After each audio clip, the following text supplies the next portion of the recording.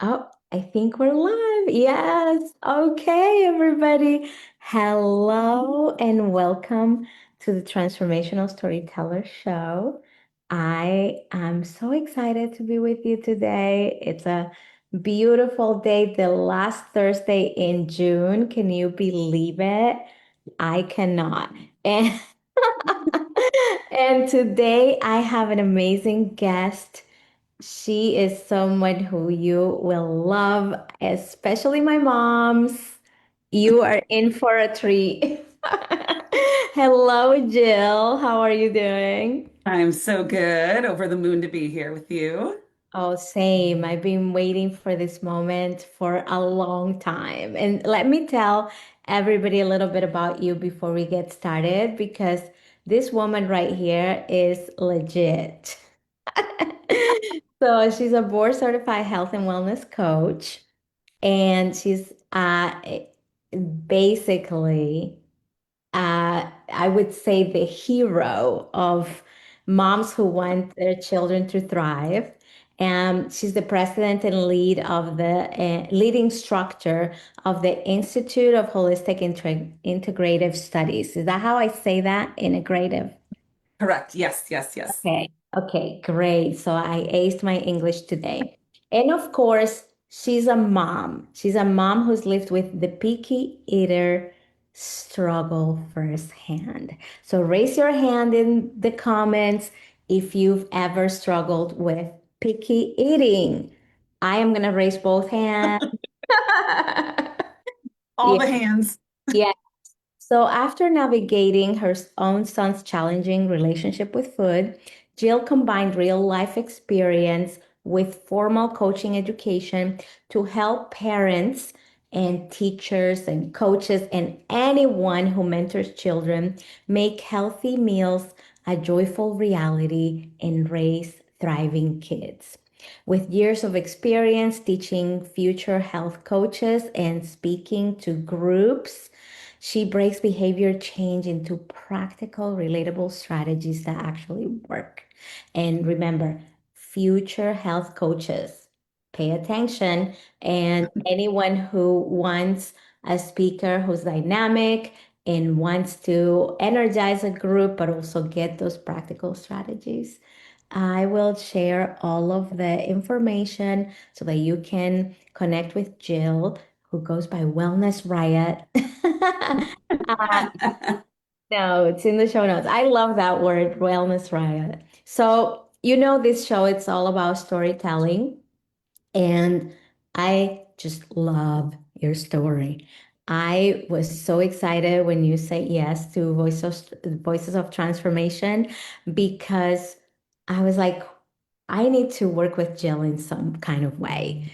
She is so inspiring. And I'll tell you face to face, like, you are so inspiring to me. And I love what you share. And it's something that I have practiced. I didn't know you, but I have practiced it maybe because I'm from another culture and things were a little differently. And when I heard you talk about your method, your methodology before, I was like, every mom needs to hear this. And of course, I say mom because that's my platform, but I think everyone in the world needs to hear this. So I'm going to ask you to share your story, and then we're going to dive deeply into this topic. Everybody brace yourselves.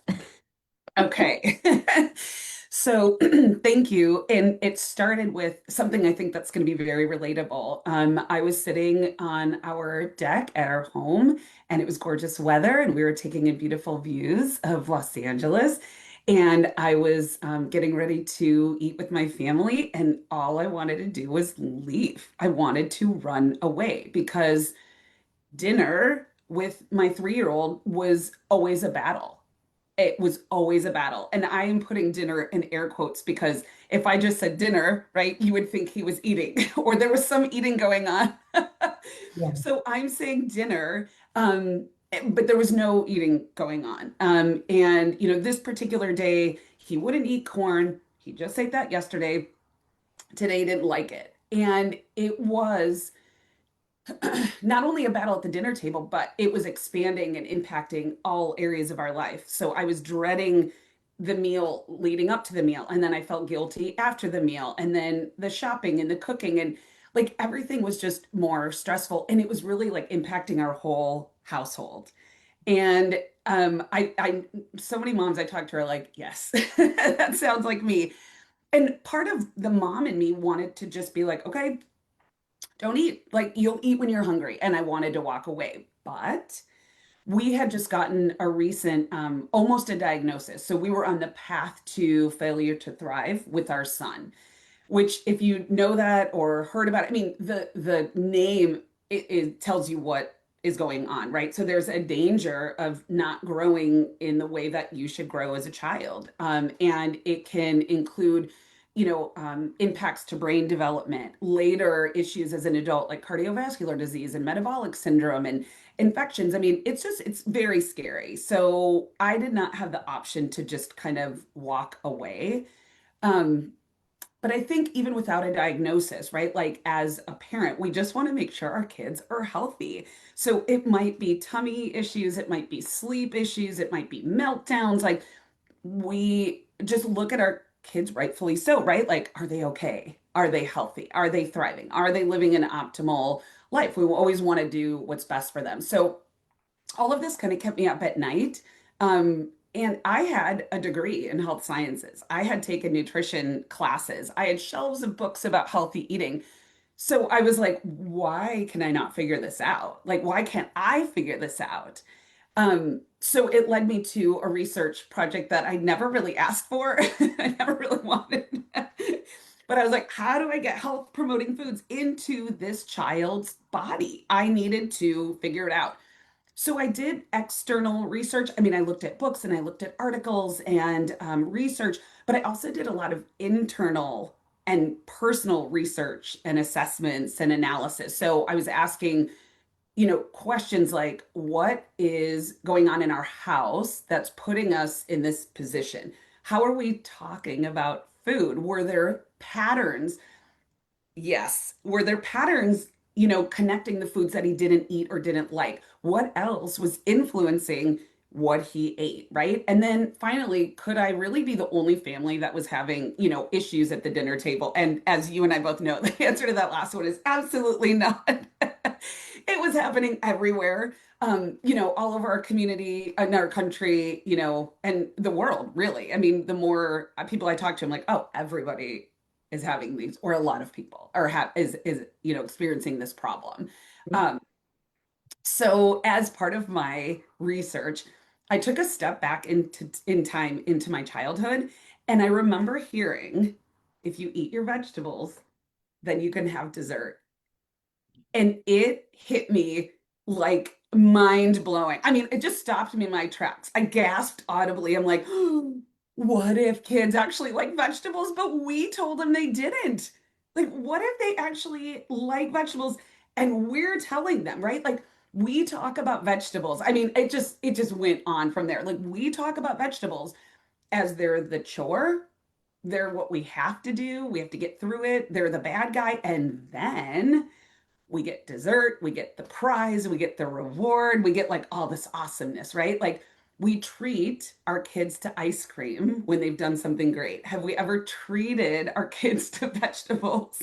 Yeah. I've never I've never been at like a soccer game, and they're like, great game, everybody. Like, who's up for asparagus? Like, it doesn't happen. So My gosh, so true. So true. yeah, I mean, babies don't come out of the womb, asking for peanut butter and jelly sandwiches with the crust cut off. So how do they know they want that? That is so funny. Oh my gosh, it's so relatable what you share because I definitely, I'm a mom who everybody asked me like, how come your kids eat so many vegetables? And it was a mystery to me that people just didn't. And so you had the opposite experience. And something that I love that you said, that you mentioned was how everyone in the world is going through this. It happens in every socioeconomic um, if level. It happens in every country in the world. And when we think about global issues, we think about hunger, for example, but we don't think about hunger that is caused by language. Hmm. Oh my goodness. This Yes. is just so powerful. So keep telling us more. Oh my God. Okay. Yes, it's so true. And I like healthy food. So there was definitely a disconnect. I'm like, okay, well, I'm kind of eating this, but what is going on? So adults, either like indirectly or directly, like through our words or through our actions, we're kind of telling our kids like what to eat and what's good and what's bad, right? So, oh, you got good grades, like pick out your favorite sugary and colorful cereal. Are you feeling sad? Here's some cookies. You were so brave at the doctor today, let's go get french fries, right? Like, so what, like these treats are, worthy of celebration. They're comforting. They're in times of joy and sadness. Like, of course, like who wouldn't want these, right? Like they seem really helpful. We've figuratively and literally baked treats into like every milestone and mood and moment. Um, Parents, like you said, so parents, yes, but also teachers and coaches and grandparents and camp counselors, right? Like we think the battle that we're having about what to eat is with our kids or even the food. It's not. It's with us. We're fighting our culture, we're fighting our habits, like we're fighting traditions, like we're fighting that. I mean, so we think it's the kids, right? We think they're being combative, we think it's the food, like it's really us. And when we turn that lens, like the good news is when we change the conversation around food, we can remove or decrease those mealtime struggles and support kids in thriving, right? Physically and mentally and emotionally. So, Susan Johnson is a PhD. She's a pediatric nutrition professor at the University of Colorado, and she assures us that the quality and emotional tone of parent child interactions are important in facilitating children's acceptance of vegetables. Like, wow, like how we talk, what we say, our energy, like literally will help determine whether they choose vegetables or whatever healthy food, or not, right? Like how we interact with them. So, what does that look like, right? So we can take the emotion out of food because we have emotion, and especially if the type of eating we want to happen isn't happening. I mean, there's tons of emotion, right? So, and this is not an easy step, but we could take the emotion out of it. Like, no more pressure, no more emotion, no more meltdowns on our part, like, no more bargaining. Bargaining is huge, right? It's always like a daily game of let's make a deal, right? Like, will you eat this? And here's the prize. And so when we take that out and we just approach with curiosity, like things change. So we can ask ourselves, like, how do I talk about broccoli? Mm. Am I assuming my child won't eat this? Because I'm here to tell you, they will surprise you again and again. Like my son liked blue cheese, like when he was like 4. I'm like, I mean, so it was so bizarre, right? We assume they want or don't want certain things. And then what else are we connecting to food? So those are some questions we can just start like kind of like sitting on, noodling over, right? Like jiggling around in our head. So that's one thing we can do. And then the other is options. Most people like options. Kids Yeah. love options. My son loved options, right? Because the research in psychology shows that autonomy, and this is true for kids, adults, anybody, but that sense of having some control over your actions is one of the core psychological needs that drives motivation and engagement. So, in other words, right, when we get to choose, we feel more invested. And I think we can all kind of think of a time where it's like we didn't have a choice. Maybe we went along with it, but we were probably resentful. When we have a choice, we're more engaged, we're more excited, we're more motivated. So, it's not just about the outcome, it's about having that sense of control or feeling like I have a decision to make. It's up to me. So, in my family, in my household, as we practiced those two steps, we started noticing like the stress and the anxiety around the food, around the table kind of started to fade for all of us. It wasn't just my son. Like, I mean, stress for all of us kind of started to like drip Mhm. away. Um, Meals became enjoyable, which prior to that, I mean, we were foodies. We loved to cook, we loved to go out to eat. And so it was so sad that we are like, I was not looking forward to mealtime. And so we started to look forward to mealtime again. We were laughing. There was more peace. There was more like connection in our relationship, right? As a family, not only around the table, but just in general. Then, as a bonus, but a very foundational bonus, the more foods he tried, the more he was gaining weight, the more the tummy issues disappeared, the more he became independent. And all of that really happened because we were taking that like battle, that tension away from the meals. Yes, yes. Wow. So powerful. I mean, I have all these people, all these amazing viewers right now, David, Mohideen, Ali, they're all saying it's so good. The person in the mirror is oneself and what we put into it. So everybody's resonating with what you're saying. And I'm definitely just really excited that everybody's hearing this, especially when you shared that you took a step back into your own childhood and that you started looking into the questions that you were asking about what is my emotion in relationship to this food. And thank you for acknowledging that it's hard to reshape these traditions and these habits that we have around food. I mean, food is such a central part of the family dynamic and of Mhm. the society. And I particularly come from a culture where everything happens around food. And food is part of what makes the culture. It's like you're part of this culture, you like this food. You're Yes. part of the culture, you don't like this food. So we have integrated food into our human dynamics. And the way that you are reframing it for us is so powerful because it's like we have a conscious, not automatic relationship to food. And so I really, really love that. And of course, you already demonstrated with your sons and your household dynamic and the transformation that happened there, how important and essential it's not only for our physical health, but our mental health and relational health, right? But what do you think? Because we talk about these global issues, right? Why do you think this is so essential to do this work? And why are you so passionate about teaching parents and anyone who celebrates with kids and communes with kids? Why are you so passionate about it, and why is it so essential in the world?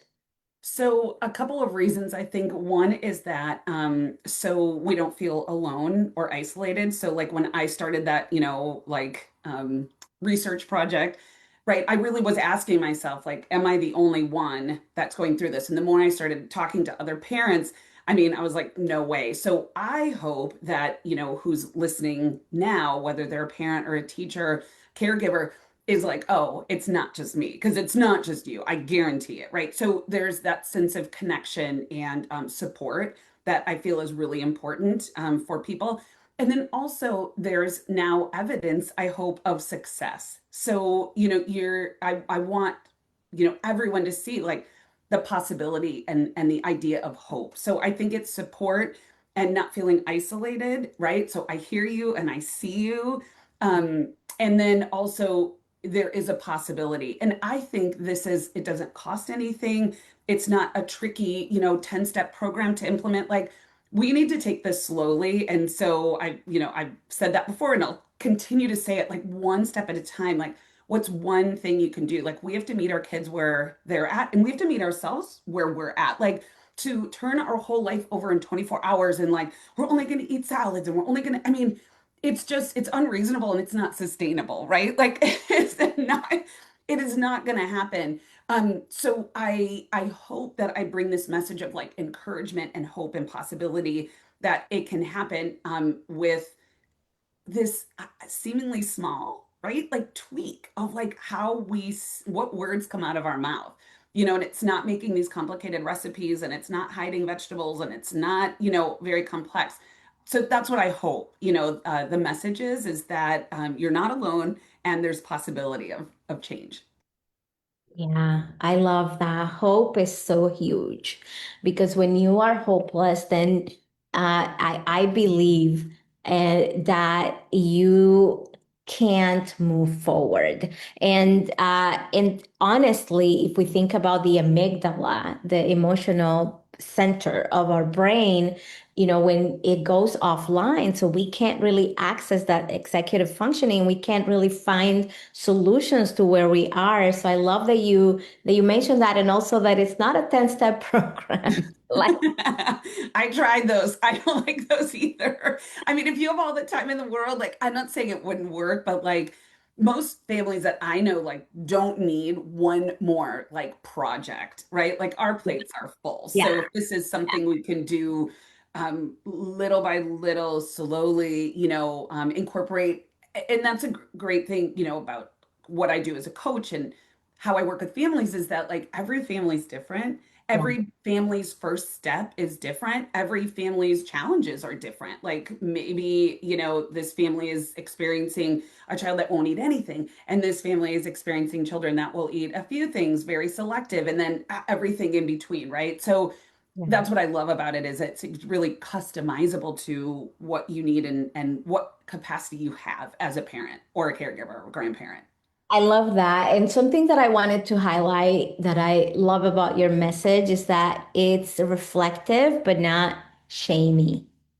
So tell us about that, in relationship to how you work with families. Like, how do they work with you? Of course, I know, and everybody remember you're a keynote speaker. And so you definitely go around the world sharing this message and sharing actionable mindset hacks like this one. Uh, However, like if someone out there is watching or listening or has someone in mind, how does that work? And how can we say, okay, I'm not working with a coach because it's my fault and because I damaged my child, because we have that internal voice sometimes. And Hmm. so where are we coming from in this decision? Yeah. So I approach, just like I talked about approaching that situation, my personal situation with curiosity, that's how I approach my clients. That's how I approach my audiences is like just getting curious and encouraging them to do the same.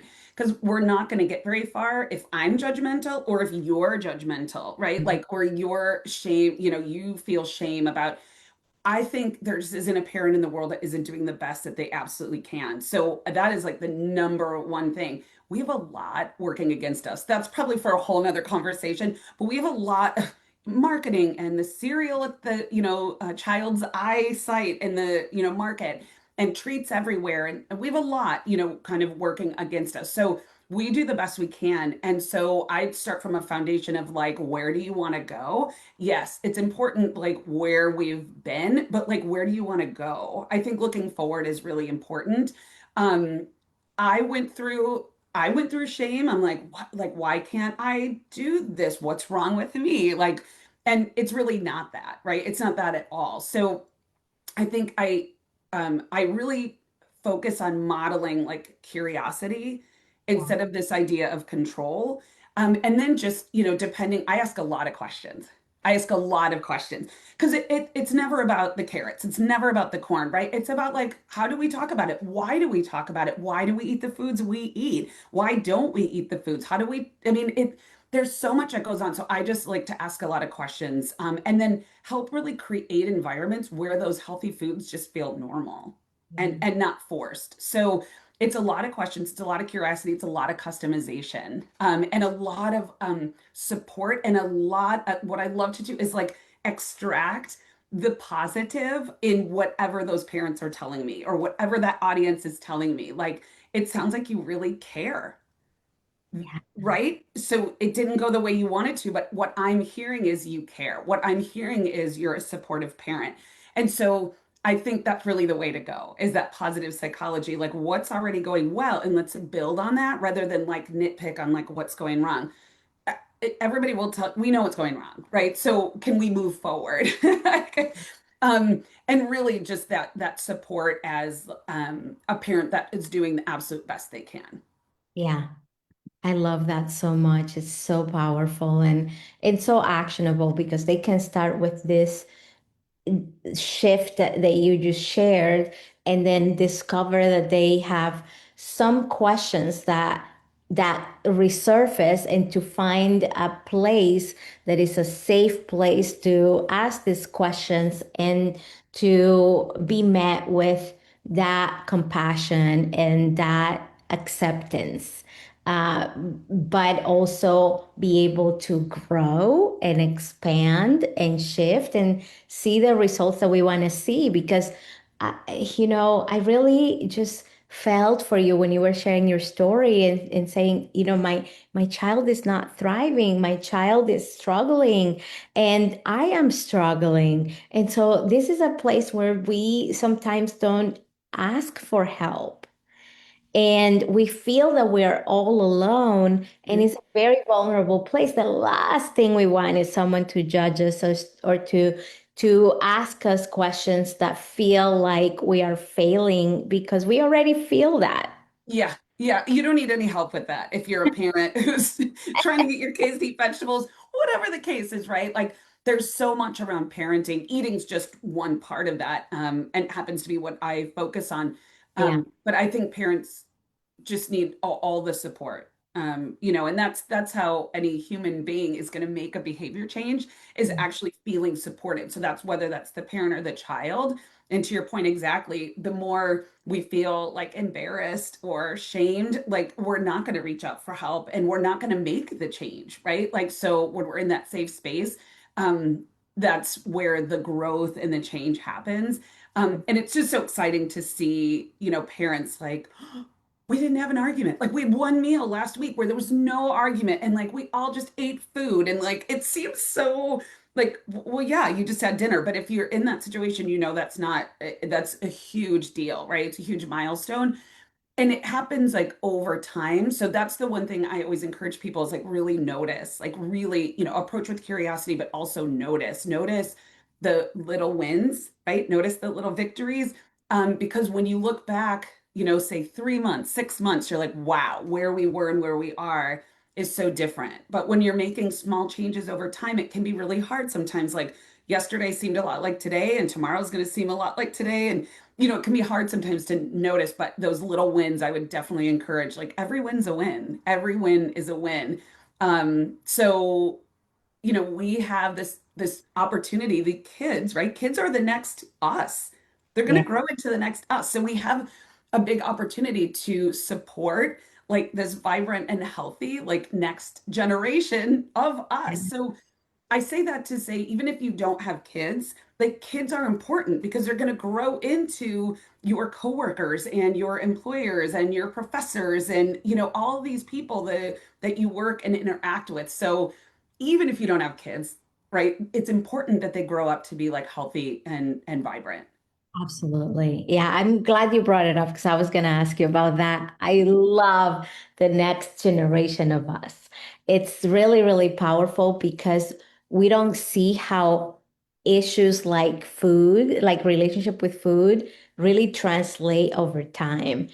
One last question, because I know we're running out of time here, which is so sad. But one question that I have curiosity around because I grew up in an environment because it was everywhere where there was a lot of dysfunction. There was a lot of violence. There was a lot of extreme situations and poverty. And many times, something that I experienced, I probably was the pickiest eater in the planet.